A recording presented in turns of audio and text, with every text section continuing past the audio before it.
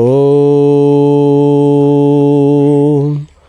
నమో బ్రహ్మాదిభ్యో బ్రహ్మ విద్యా సంప్రదాయ కర్తృభ్యో వంశర్షిభ్యో మహభ్యో నమో గురుభ్యః. నమః ప్రణవార్థాయ శుద్ధ జ్ఞానైకమూర్తయే నిర్మలాయ ప్రశాంతాయ దక్షిణామూర్తయే నమః. దివ్యాత్మస్వరూపులైన ప్రియ ఆత్మబంధువులారా, మనం కొంతకాలంగా ఈ ఆధ్యాత్మిక ప్రవచనములను జరుపుకుంటున్నాం. ఇందులో భాగంగా మన యూట్యూబ్ ఛానల్ చూస్తున్నటువంటి సాధకులు, భక్తులు, శిష్యులు, స్వామి మీరు క్రియాయోగాన్ని గురించి మరొక్క పర్యాయము మాకు చెప్పండి. మీరు ధ్యానము, యోగము, జ్ఞానము గొప్ప విషయాలు చెప్తున్నారు, కానీ మాలాంటి సామాన్యులుగా ఉండేటువంటి వారికి యోగం కూడా తెలుసుకోవాలని, ఏదో ఒక సాధన ఉంటే కదా స్వామి ఆత్మదర్శనం కలుగుతుంది. కేవలము సాధన లేకుండా నేనే పరబ్రహ్మాన్ని అనే భావన మాకు అందడం లేదు. అది ఉత్తమ సంస్కారాలు కలిగిన వారికి మాత్రమే సాధ్యమవుతుంది. కాబట్టి మరలా మాకు లయయోగము, క్రియాయోగము, రాజయోగం అనే యోగాలపైన కూడా కొంత మాకు విశ్లేషణ ఇవ్వండి అని చెప్పి మొన్నటి రోజున అనగా 12వ తారీఖున మన శిష్యులు అంజన్ కుమార్ గారు వారి పర్యవేక్షణలో, వారి ఆధ్వర్యంలో సత్సంగం జరిపారు. శనివారము 11వ తారీఖు, 12వ తారీఖున వారి ఆధ్వర్యంలో చక్కటి బాగా ఆశ్రమంలాగా ఉంది వారి యొక్క గృహము. చక్కగా వారు ఏకాంతములో కట్టుకున్నారు. ప్రశాంతముగా ఉంది. మంచి సాధకులు, సూక్ష్మబుద్ధి గలవారు, గురుభక్తి కలిగిన వారు. వారికి తమ స్నేహితులు చాలామంది ఉన్నారు. వారికి కొంతమందికి క్రియాయోగం ఇవ్వడం కూడా జరిగింది. మరి వారు ఈ క్రియాయోగం పైన కొంత మాకు విశ్లేషణ ఇవ్వండి. మీరు జ్ఞానాన్నే బోధిస్తే మాకు అందరికీ అవగాహన కాదు. కాబట్టి జ్ఞానమే కాకుండా మాకు క్రియాయోగాన్ని కూడా కాస్త చెప్పండి స్వామి. క్రియాయోగం అనగా ఏమిటి? అందులో ఎన్ని క్రియలు ఉంటాయి? అసలు క్రియాయోగము దానివల్ల ఫలితం ఏమిటి అని అడిగారు. కాబట్టి వారి కొరకు, ఇంకా కొంతమంది సాధకుల కొరకు మనం ఉద్దేశించి ఈ క్రియాయోగాన్ని ఈరోజు మనం ప్రస్తావన చేద్దాం. ఈ క్రియాయోగము అన్నది మౌలిక సూత్రం. ఇది అంధవిశ్వాసాలకు అవకాశం ఇవ్వదు. ఎందరో చదువుకున్నవారు, ఎంప్లాయీస్, కొంతమంది బాగా విద్యావంతులుగా ఉండేవాళ్ళు కూడా ఆచరిస్తున్నారు. ఈ క్రియాయోగం అన్నది లాహిరి మహాశయుల ద్వారా బాగా వ్యాప్తి చెందినది. అయినప్పటికీ కూడా లాహిరి మహాశయులు గురువుగారు మహావతార బాబాజీ లాహిరి మహాశయులకు క్రియాయోగాన్ని బోధించారు. లాహిరి మహాశయులు యుక్తేశ్వరగిరి పరమహంస యోగానందాది స్వామి వారికి ఇలా పరంపరగా వచ్చినటువంటిది ఈ క్రియాయోగము. ఈ క్రియాయోగాన్ని క్రియావంతులైనటువంటి సాధకుల ద్వారాను తెలుసుకోవాలి. ఇది మరి బహిర్గతము చేయకూడదు అని చెప్పి ఒక యోగి ఆత్మకథలో పరమహంస యోగానంద స్వామీజీ చెప్పారు.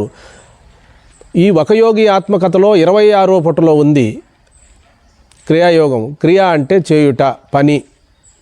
ఏ క్రియ, ఏ పని అంటే సుషుమ్నాలో ప్రాణశక్తిని పైకి తీసుకువెళ్ళడం. దీన్నే అంతర్ముఖ ప్రాణాయామం అని, సుషుమ్నా క్రియ అని, కుండలిని ప్రబోధమని ఎన్నో పేర్లు ఉన్నవి. అయినప్పటికీ కూడా సశాస్త్రీయముగా మనం తెలుసుకోవాలంటే ఒక యోగి ఆత్మకథలో చక్కటి నిర్వచనం ఇచ్చాడు, కానీ రహస్యాన్ని చెప్పలేదు. నేను బోధిస్తున్నటువంటి ఈ క్రియాయోగము స్థూలంగా చెప్తున్నాను అన్నాడు. మామూలుగా సాధన చేసేటువంటి సాధకుల కంటే క్రియాయోగం చేసేవారికి తొందరగా మనశ్శాంతి, ఏకాగ్రత కలుగుతుంది అన్నాడు. ఎందుకు అంటే క్రియాయోగం అనేటువంటిది శ్వాస మీద ఆధారపడినటువంటి అమూల్యమైన సాధనం. శ్వాసకు మనస్సుకు సంబంధం ఉన్నది. మనస్సు చెలిస్తూ ఉంటే శ్వాసలు త్వరితంగా నడుస్తూ ఉంటాయి. కాబట్టి శ్వాసను అదుపు చేసుకొని, శ్వాసను స్వాధీనం చేసుకొని నడిపేటువంటిది క్రియాయోగము. ఇది సుషుమ్నాలో జరిగేటువంటి అంతర్ముఖ ప్రాణాయామం. ఇది ఈనాడు కొత్తగా వచ్చినది కాదు. లాహిరి మహాశయులు సమాజానికి బోధించినప్పటికీ మన మహర్షులు కూడా ఇందులో అలాంటి క్రియలనే అలాంటి సాధనే చేస్తూ వచ్చారు. కొందరు హఠయోగంలో కూడా ఉన్నది, లయయోగంలో కూడా ఉన్నది ఈ విషయాలన్నీ కూడా. కాబట్టి క్రియాయోగము అనగా మరి ప్రాణశక్తిని మూలాధారము, స్వాదిష్టానము, మణిపూర్వకము, అనాహతము, విశుద్ధము, ఆగ్నేయము,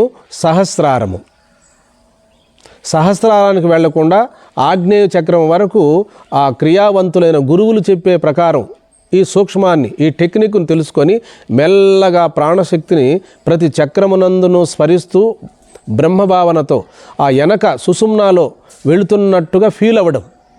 మళ్ళీ అక్కడి నుండి భ్రూమధ్యము నుండి ఒక నిమేషకాలం ఆగి, ఒక సెకండ్ కాలం ఆగి మళ్ళా కిందికి రావడం. నిమిషం కాదు, ఒక సెకండ్ కాలం ఆగాలి. అలా కిందికి రావడం. ఏ రూపంగా నీకు క్రియాయోగాన్ని గురువులు చెప్పారో ఆ టెక్నిక్ను, ఆ సూక్ష్మాన్ని, ఆ విధంగా ప్రాణశక్తిని సుషుమ్నాలో ఆ షట్చక్రముల మీదుగా ఆ ప్రాణశక్తిని, ప్రాణ తరంగాలను మెల్లగా భ్రూమధ్యం వరకు చేర్చడం. భ్రూమధ్యం నుండి మెల్లగా వెనక్కు మూలాధారానికి చేర్చడం. ఇలా గురువు చెప్పిన ప్రకారం 12 క్రియలు చెప్పాడా, 24 క్రియలు చెప్పాడా, 36 క్రియలు చెప్పాడా? ఇందులో విభాగములు ఉన్నవి. పూర్వమైతే పరమహంస యోగానందాజీ చెప్పినటువంటి క్రియ ఏమిటి అంటే 12 క్రియలు మాత్రమే చెప్పేవారు. సంవత్సరకాలము 12 క్రియలే చేయించేవారు. ఎందుకంటే శరీరాన్ని దృఢపరిచేవాళ్ళు. చిన్న వ్యాయామాలు, చిన్న ఆసనాలు, శరీరంలో కదలికలు తీసుకొస్తూ 72,000 నాడుల్లో కూడా ప్రాణశక్తి ధారావాహికంగా ప్రవహించేటట్టు, ఏ జబ్బు లేకుండా, ఏ రోగములు లేకుండా ప్రశాంతముగా క్రియాయోగంలో మంచి సూక్ష్మార్థాలను బోధించారు. అయితే ఈ క్రియాయోగములో మనకు మౌలికమైనటువంటిది ప్రాణము. ఆ ప్రాణాన్ని, ఆ శ్వాసను, ఆ కుండలిని శక్తిని మెల్లగా మరి భ్రూమధ్యము చేర్చే విధానము, సహస్రారము చేర్చే విధానం. ముందు భ్రూమధ్యమునకు చేరితే తర్వాత సహస్రారం అనేది కొన్ని క్రియలు చెప్తారు, ఆ సూక్ష్మాలను చెప్తారు గురువులు. ఆ విధంగా మొట్టమొదట త్రాళవ్య క్రియ. త్రాళవ్యం అంటే నాలుకను శబ్దం చేసి ఆ తాళుమూలములో నాలుకను పైకి అంగిట్లోకి చొప్పించడం. దీన్ని లంబికా యోగము అంటారు. ఈ యోగాన్ని మరి వేమన యోగి కూడా ఆచరించారని చెప్తారు. ఈ నాలుకను పైకి తీసి లోపల పెట్టడం అంటే అంత తేలికైన విషయం కాదు. నాలుకతో వ్యాయామం చేసేటువంటి, నాలుకతో శబ్దం చేసేటువంటి క్రియ కూడా ఉన్నది అందులో. అలాగే త్రాళవ్యము, చక్రస్మరణ, నాభిక్రియ, మహాముద్ర, క్రియాయోగం అనేటువంటి ప్రాణాయామము, జ్యోతిముద్ర, ఇవి 6 ఉంటాయి. త్రాళవ్యము, చక్రస్మరణ, నాభిక్రియ, మహాముద్ర, ప్రాణాయామం అనే క్రియాయోగము, జ్యోతిముద్ర. ఇవి గురువుల ద్వారా తెలుసుకొని ప్రతిరోజు కూడా 40 నిమిషాలు తక్కువ లేకుండా ఆచరిస్తే సాధన రోజు అంటే ప్రారంభించిన రోజే మనకు ప్రశాంతముగా ఉంటుంది. మనస్సు ప్రశాంతముగా ఎందుకు ఉంటుంది అంటే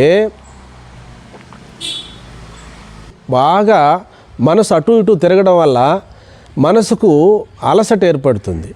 కాబట్టి ఈ క్రియాయోగంలో ప్రాణశక్తిని, ఆ ప్రాణ తరంగాలను, ఆ ప్రాణ ప్రవాహాలను శ్వాసతో కలిపి, శ్వాసతో భ్రూమధ్యం వరకు ప్రతి చక్రమునందును ఓం ఓం ఓం అని ఆరోహణ చేయడం. ఆరోహణ నుండి అవరోహణం ఎలా పైకి వెళ్ళాడో భ్రూమధ్యం వరకు, మూలాధారం నుండి భ్రూమధ్యం వరకు, ఆ భ్రూమధ్యం నుండి మళ్ళా మెల్లగా కిందికి దిగడం. మూలాధారము ఓం, స్వాదిష్టానం ఓం అంటే శ్వాసతో జతపరిచి, మణిపూర్వకం ఓం, అనాహతం ఓం, విశుద్ధం ఓం, ఆగ్నేయం ఓం, ఆగ్నేయం ఓం, విశుద్ధం ఓం, అనాహతం ఓం, మణిపూర్వకం ఓం, స్వాదిష్టానం ఓం, మూలాధారం ఓం అని మానసికంగా మనసులో చింతన చేస్తూ శ్వాసతో మనసును జతపరిచి ఓంకారాన్ని కూడా మానసికంగా చేసుకుంటూ వెనక భావించడం. అంటే మూలాధారం నుండి మరి ఆగ్నేయ చక్రం వరకు సుషుమ్నాలో నేను వెళుతున్నానని ఫీల్ అవ్వడం. తర్వాత ఈ ఓం అనేది కూడా కాకుండా భావించమని కూడా చెప్తారు పరమహంస యోగానంద స్వామీజీ వారు. కాబట్టి ఇలా 36 పర్యాయములు పైనుండి కిందికి, కింద నుండి పైకి గురువులు చెప్పిన ప్రకారం ఆ సూక్ష్మాన్ని, ఆ టెక్నిక్ను గురువు ద్వారా తెలుసుకోవాలి. ఇది శాస్త్రములలో నిగూఢంగా ఉంటుంది. కాబట్టి రహస్యంగా ఆ చేసే విధానాన్ని మనం గురువుల ద్వారా మాత్రమే తెలుసుకోవాలి. నేను చక్రస్మరణ మాత్రమే చెప్పాను, ప్రాణాయామం అనే క్రియాయోగానికి వివరణ ఇవ్వలేదు. ఎందుకంటే అది ప్రామాణికమైన బోధ, అది గురువుల ద్వారానే తెలుసుకోవాలి.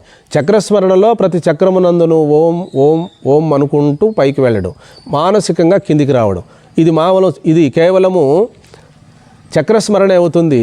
ఈ క్రియాయోగం అనే భావన అది నేను చెప్పలేదు. ఎందుకు అంటే దాన్ని మీరు సూక్ష్మంగానే గుర్తించాలి, గురువుల ద్వారా తెలుసుకోవాలి. ఆ క్రియాయోగానికి ఉన్న గౌరవాన్ని మనం కాపాడాలి. కాబట్టి కడపలో మీకు క్రియాయోగ సెంటర్ ఉంది, అక్కడికి వెళ్ళి వారి ద్వారా మీరు తెలుసుకోవచ్చు. అలాగే చిత్తూరులో క్రియాయోగ సెంటర్ ఉంది, వారి ద్వారా మీరు తెలుసుకోవచ్చు. అలాగే రాజమండ్రిలో రామపాదాల రేవు దగ్గర క్రియాయోగం అనేటువంటి సెంటర్ ఉంది, అక్కడికి వెళ్ళి తెలుసుకోవచ్చు. అలాగే హైదరాబాదులో క్రియాయోగ సెంటర్ ఉంది, అక్కడికి వెళ్ళి తెలుసుకోవచ్చు.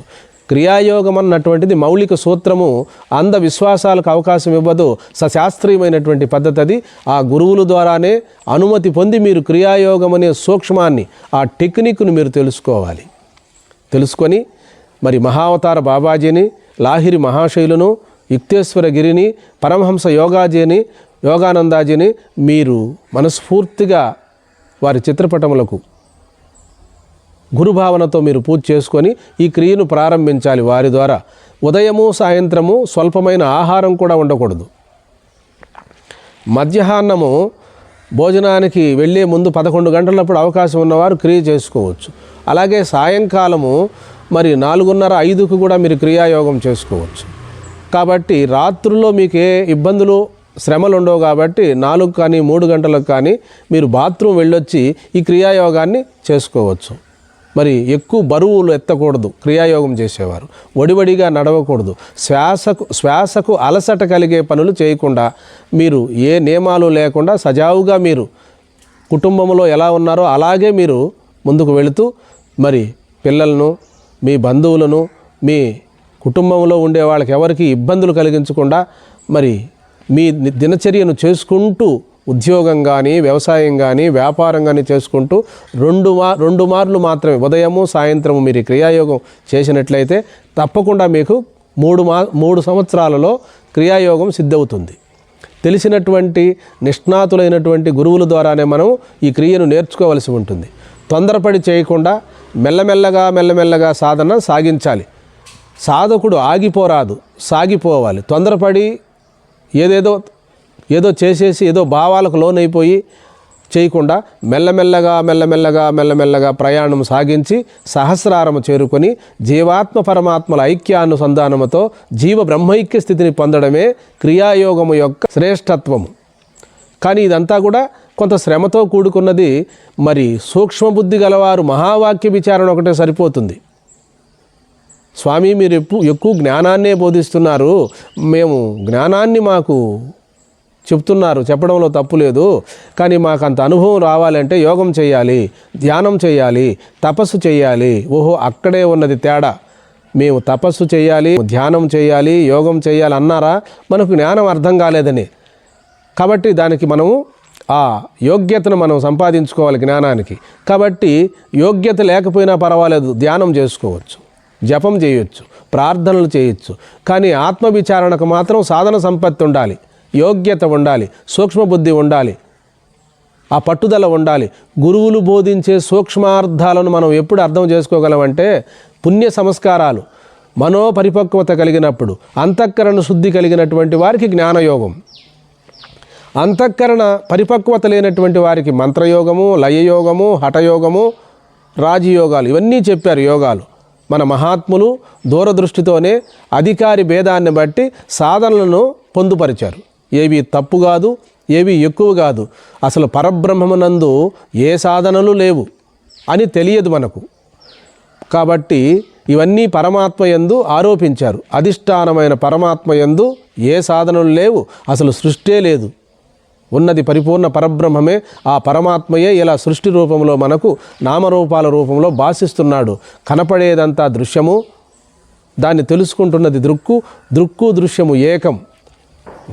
జ్ఞాత, జ్ఞానము, జ్ఞేయము సాధనలో ఈ మూడు ఉంటాయి. ఈ మూడు ఏకమైతే కేవలము జ్ఞానస్వరూపుడై మిగిలిపోతాడు. ధ్యానములో త్రిపుటి ఉంటుంది. ధ్యాత, ధ్యానము, ధ్యేయము. ధ్యేయాకార స్థితిలో మిగలడమే సాధనల యొక్క పరమావధి.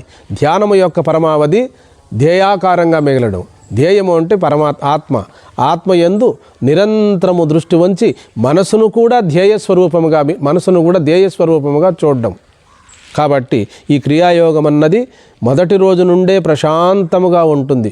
మూలాధారము, స్వాధిష్టానము, మణిపూర్వకము, అనాహతము, విశుద్ధము, ఆగ్నేయము, సహస్రారము. ఈ ప్రాణశక్తిని ఆ గురువులు చెప్పిన సూక్ష్మంగా పైకి తీసుకువెళ్ళడం. ప్రాణశక్తిని, ప్రాణ తరంగాలను పైకి తీసుకువెళ్ళడం. శ్వాసను, కుండలిని శక్తిని అక్కడి నుండి మెల్లమెల్లగా కిందికి మూలాధారానికి తీసుకురావడం. ఆరోహణము, అవరోహణము. తొందరపడకుండా మీరు ఈ క్రియాయోగాన్ని చక్కగా ఆచరించగలరని, మరి అందరికీ పబ్లిక్ చేయకుండా గురువుల ద్వారానే తెలుసుకొని మరి వీటిని ఆచరించినప్పుడు తప్పక ఫలితం వస్తుంది. గురువు ద్వారా తెలుసుకున్నప్పుడే ఒక గౌరవం ఏర్పడుతుంది. గురువు లేని విద్య గుడ్డి విద్య అన్నారు. కాబట్టి గురువుల ద్వారానే తెలుసుకొని మన సంస్కృతిని, సాంప్రదాయాలను కాపాడుకుంటూ మహావతార బాబాజీ చెప్పినటువంటి ఈ క్రియాయోగము ఎంతో సూక్ష్మమైనది, ఎంతో విలువైనది. ఇది అంతర్ముఖ ప్రాణాయామం.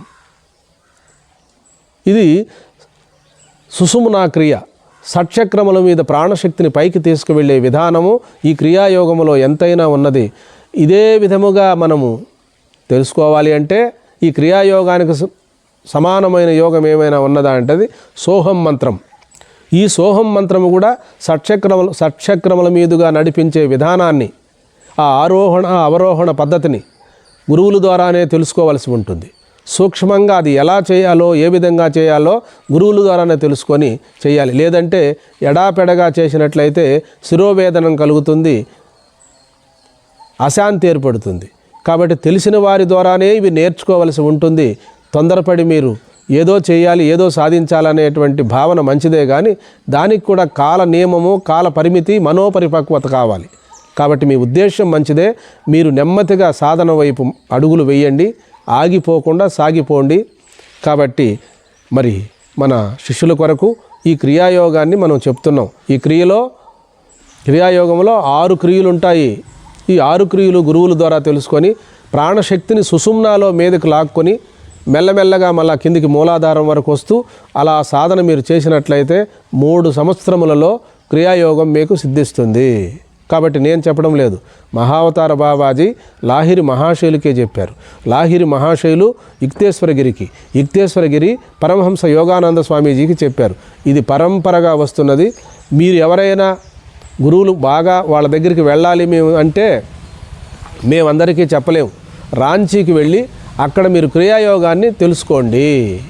వారి ద్వారానే మీరు నేర్చుకొని ఆ క్రియను పాటించు. తొందరపడి మీరు అంతా చెప్పలేదే స్వామీజీ అంటే అది చెప్తే వాల్యూ పోతుంది, గురు ధర్మాలు పోతాయి. కాబట్టి ఆ గురువుల ద్వారానే మీరు నేర్చుకోండి, తప్పకుండా మీరు తరించిపోగలరు. కాబట్టి క్రియాయోగంలో మంత్రయోగం ఉంది, లయయోగం ఉంది, రాజయోగం ఉంది, హఠయోగం ఉంది. 4 యోగాలు కలిసి ఉన్నదే క్రియాయోగం. 4 యోగాలు ఆచరిస్తే ఏ ఫలితం ఉందో ఆ ఫలితం క్రియాయోగంలోనే ఉంది. కాబట్టి క్రియ అంటే చేయుట, పని. ఏ పని ఆ పని అంటే సహజ కర్మ. ప్రాణశక్తిని, ప్రాణ తరంగాలను ఆ ఉచ్ఛ్వాస నిశ్వాసలతో ఆ కుండలిని శక్తిని షట్చక్రముల మీదుగా పైకి చేర్చి జీవ బ్రహ్మైక్య స్థితిని, నిర్వికల్ప సమాధిని పొందడమే క్రియాయోగం యొక్క మహోన్నతమైనటువంటి స్థితి. హరి ఓం.